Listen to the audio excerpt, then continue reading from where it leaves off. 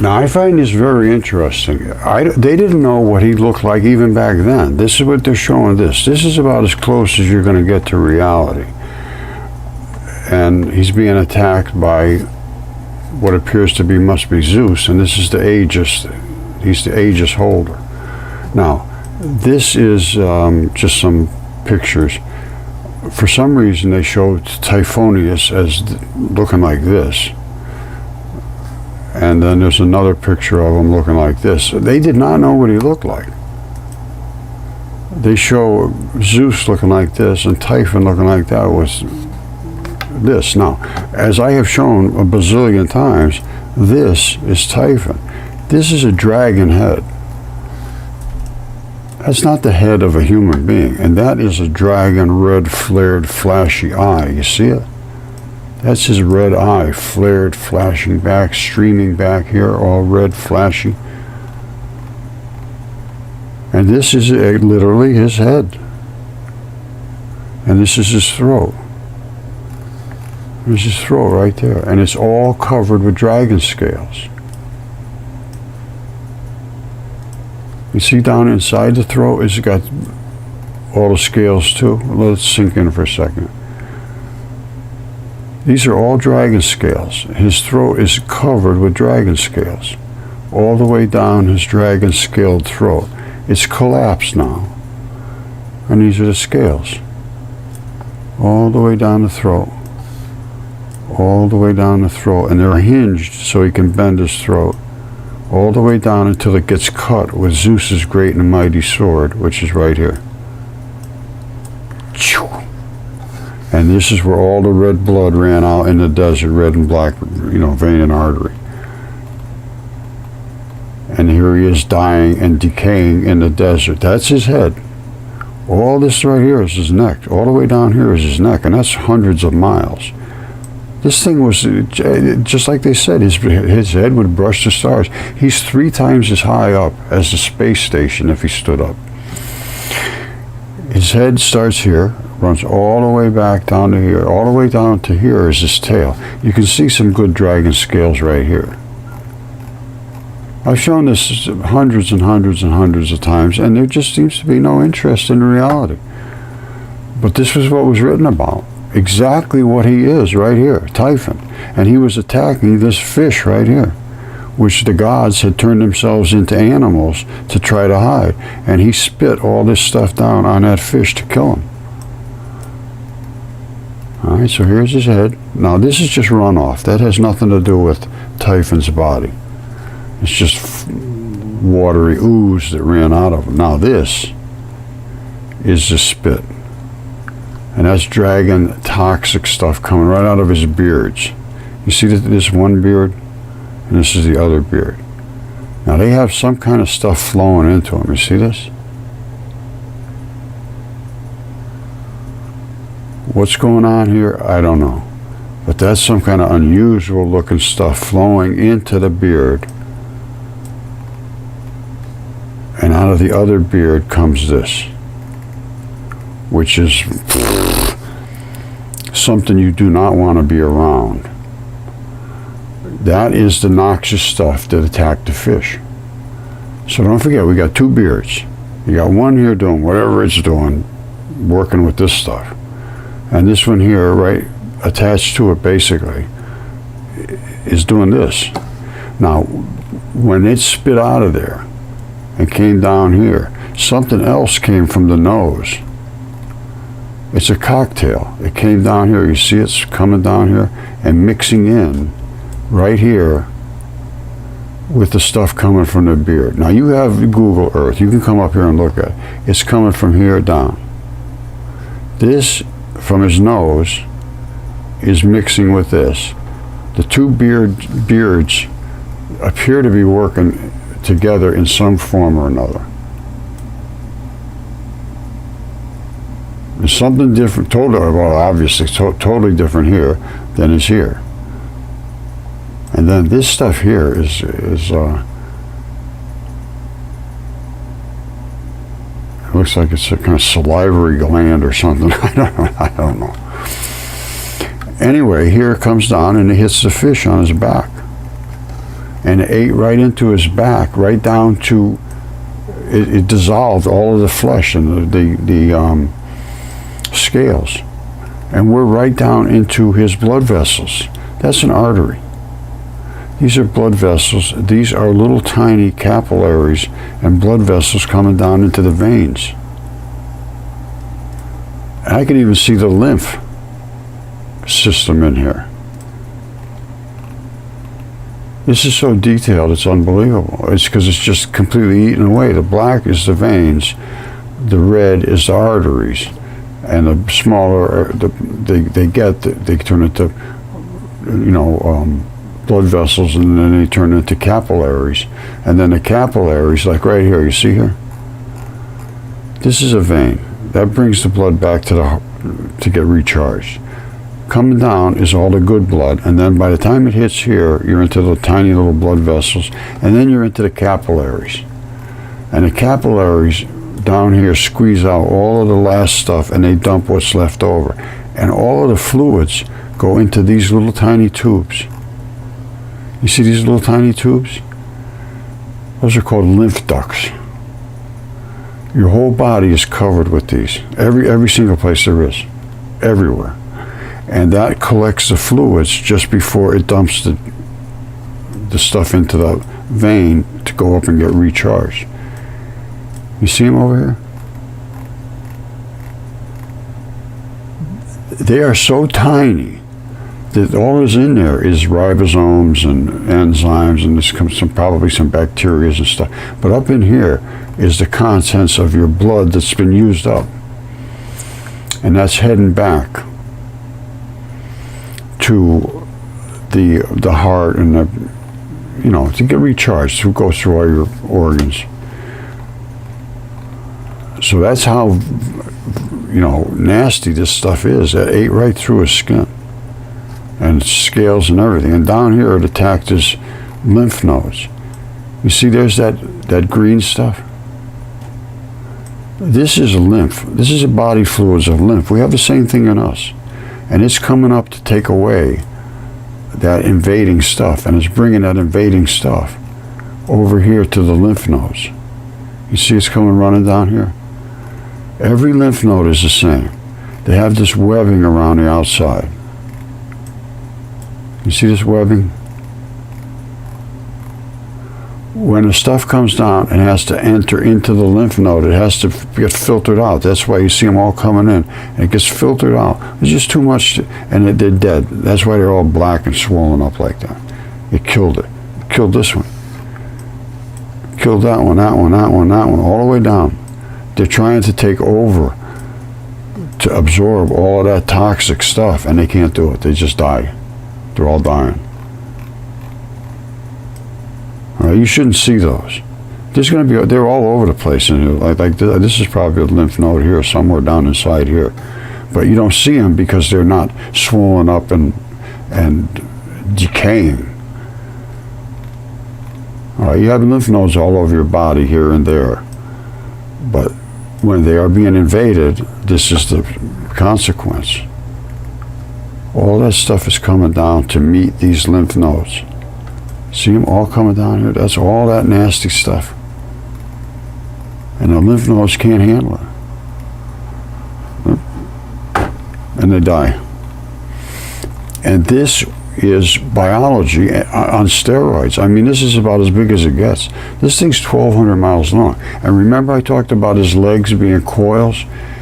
They come way, way, way down here. And they were all over the place. And this is not just sand dunes. Get somebody that knows tanning and leather and have them look at this carefully. Alright, so let it take time. It takes time to settle in. Boom. What do you see? You see leather. That, my friends, is leather. I have them in my microscope. I've shown it hundreds of times. It's exactly the same stuff. That's leather. That's not just some sand dune.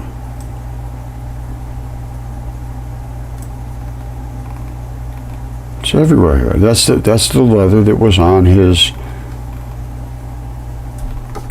scorpion legs or whatever you want to call them. And it's everywhere. It's all over here. It goes this way, it goes that way. It's everywhere. It's everywhere. You see it way out here?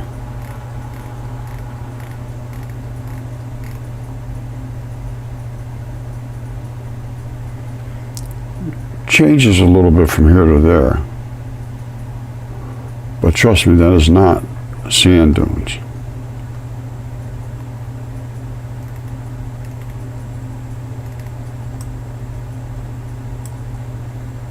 Takes a while to settle in.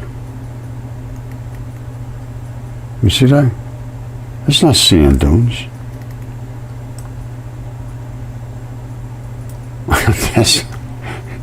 I mean, come on. The thing is, nobody looks close at things. Do I look like sand dunes to you?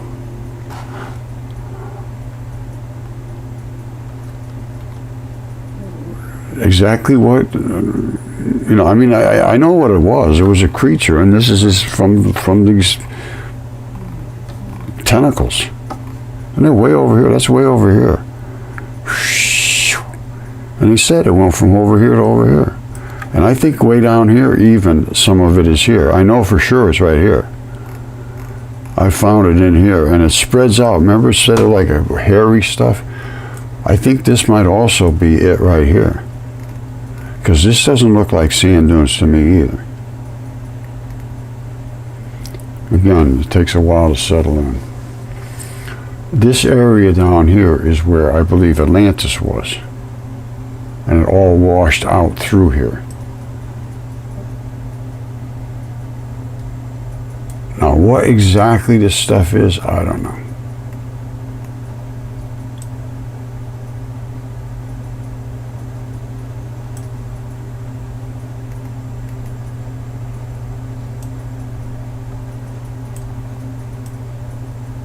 It could be muddy runoff, but I am not suspecting it is.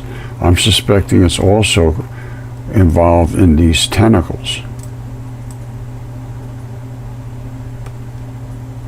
Possibly. I don't know. I don't know. It's hard to say. And this right here, I believe, was Atlantis. And it got washed over. And these are the rings of Atlantis. And all of these, they could have driven boats right into here. All these little docks around the ring. You see?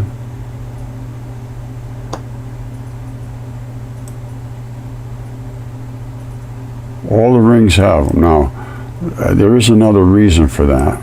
I'm not going to bother going too deep into it, but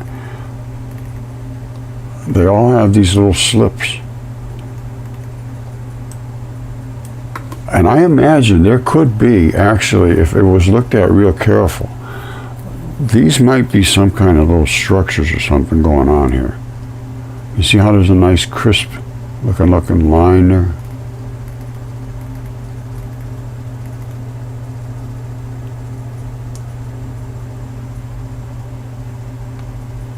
You know, I don't know.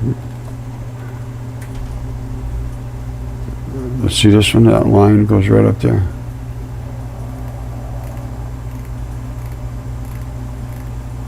Be interesting to know whether these are like little oases or something going on there.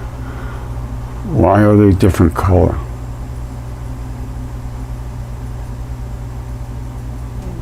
Color is everything. When you see color, you're seeing different biology, matter, all that stuff. And when you see things in rows like this, it indicates one or two things. It's either biological, because they set up patterns like this all the time, or it's man-made. And somebody made these little inlets and made these little harbors and made boat docks completely surrounding Atlantis from everywhere. So all the rings were connected inside. And that would have been Atlantis. Now, they said it was right outside the Straits. And everybody's always thought there was the Straits of Gibraltar. Well, I say it's these right here. Because this right here is where the Sahara Ocean dumped its contents out. And this right here was apparently the only inlet, which is the straits. You see that? And this almost looks like a guard fortification area over here at one time. Possible. Who can say? All right, but this is, to me, there's no question there's something going on here.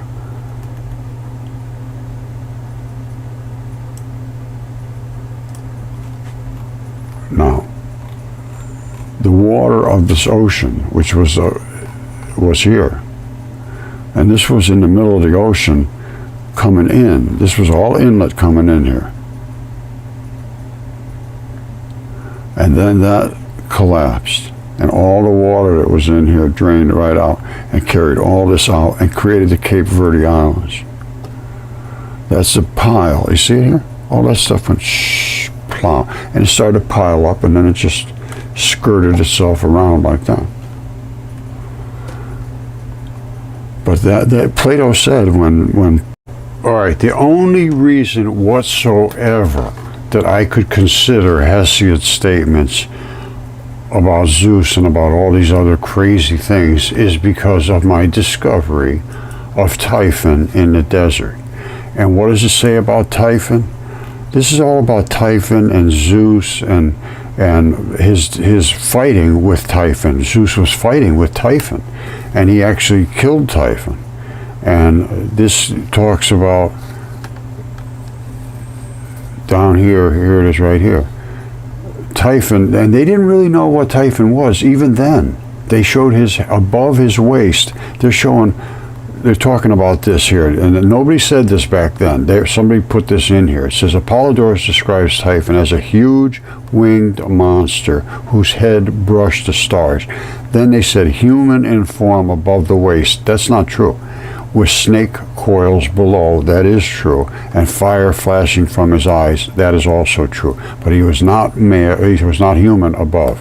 Now, they say here, in size and strength, he surpassed everything on earth, all the offspring. And that's the titans and the monsters and the giants, everything. Now, listen to this. This is what was written. This is as far as the thighs, he was of human shape, only the thighs. And of such prodigious bulk, he outtopped all the mountains, his head often brushed the stars. One of his hands reached out to the west, the other to the east, and from them projected 100 dragons' heads. I have not found those. From the thighs downward, he had huge coils of vipers, found those. And everything else was unkempt and winged, and unkempt hair streamed on wind from his head, and cheeks fire flashed from his eyes. Yes, all that stuff is true. And I found that. The only thing that isn't true is his body was a human above. His body was a dragon above, and I'll show you that. Now, the most elaborate description of Typhon is found in this guy's statements. Nonus makes numerous references to Typhon's serpentine nature. So he's a serpent. He's giving him a tangled army of snakes, snaky feet and hair. According to Nonus, Typhon was a poison-spitting viper. Yes, he was a viper's face and everything, whose every hair belched viper poison. Yikes. And Typhon spat out showers of poison from his throat. Yes. And mountain torrents were swollen. Yes. As the mountains monster showered fountains from the viperish bristles of his high head. Yes. And the water snakes of the monster's viperish feet crawled into the caverns underground, spitting poison. Not a great place to be if he's in the area. And this was written long ago. This was 800 BC. All right, we're going to get pretty deep into this, but what you want to understand is Zeus was in control of this solar system. Prior to Zeus, his father was Kronos. All right, and they talk about a bare union with the father, the son of Kronos. And here's what the deal was with Kronos versus Zeus. the first original, well, let me just read it to you what it says. Kronos was the leader and the youngest of the first generation of Titans. All right, the first generation of Titans. We know who the Titans were. In Greek mythology, the Titans were before the Olympian gods. They were before the gods were the Titans. And this is according to Hesiod, who I think we quoted or will quote. They were the 12 children of the primordial parents, which is sky and earth, Uranus and Gaia. Now, there were 6 male Titans and 6 female ones. Now, so he was the god of this whole group because he ended up taking charge. Here's what happened. Kronos overthrew his father, who was Uranus, and ruled during the mythological golden age. He was a pretty good guy, I guess. Now, he was overthrown by his son Zeus, and then he was imprisoned in Tartarus. Tartarus we will be talking about or have. Now, this was according to Plato. However, the deities Prophus, Kronos, and Rhea were the eldest children of Oceanus and Tethys. But Zeus stepped up and he said, I'll be the one to take charge. And he did. Alright, my next video is going to be on Hades, Tartarus, the Underworld, all of that stuff. How does all that stuff relate? And because Hesiod was approached by the daughters of Zeus, and they came down to him on Mount Helicon, and they told him, we want you to write about our father who is Zeus. And here's what they said to him. And whoops. One day they taught Hesiod glorious songs. He was a sheep herder. He's on Mount Helicon tending his sheep, and they show up.